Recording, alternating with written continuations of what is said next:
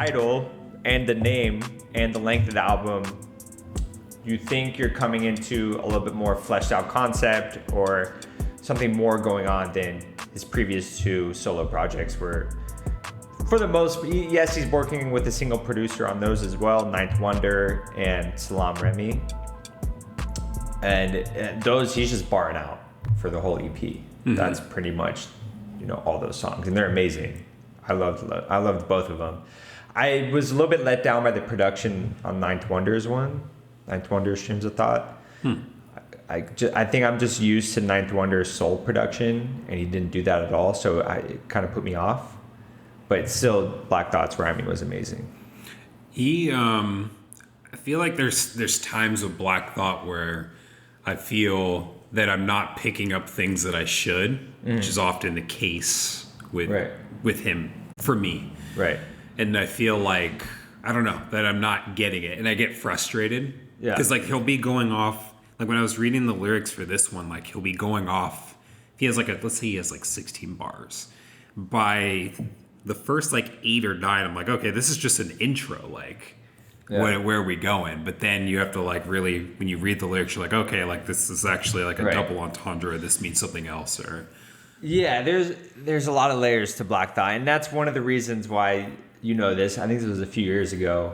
I wrote an online article for a friend.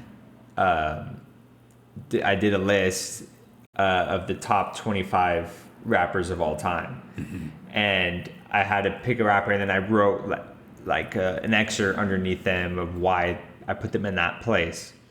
And I put Black Thought as number 1 of all time. Mm-hmm. And I put Eminem as number 2. And the reason why I did that, and it came down to a simple factor. Black Thought's never spit a whack verse, a whack line, a whack rhyme. He's never put out a whack project. He's never done anything to question his artistic ability. Mm-hmm. It was Whereas every other artist on the list, yes, they may be great MCs and they may put out great music, but there's times in their career where they didn't make great music. Mm-hmm. And you could say that about every rapper. I can't say that about Black Thought. It's fun because I remember that article. I remember just making fun of you because of the heat on it. I definitely let you in on the shit I was getting because it was on Twitter and my friend tagged me on it, and I was getting death threats for at least a couple months after I posted that. You were getting some heat, but to be honest with you, I don't really agree with a lot of the criticism. I just, anytime I can jump in on making fun of you, I'm going to do it. Yeah.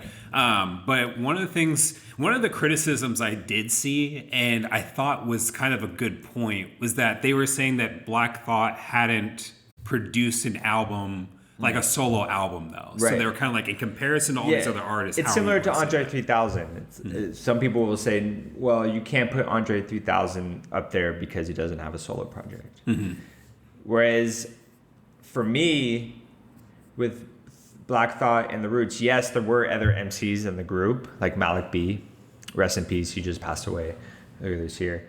But he wasn't the focal point. Black Thought led those songs. Mm-hmm. He wasn't splitting a lot of those songs. They were just him rapping. And then Malik B would show up on a few. I think there's a couple factors why people would argue with you. Maybe it's because, if you're in a group setting and you're putting out an album, there's kind of a collaborative thought that goes into the track. But what I think benefits you is that the article, I think, could age well because now that he has dropped a couple things. Yeah, this is before he put out any. Exactly. I think this is 2016 or 17. If not a little bit sooner. Yeah.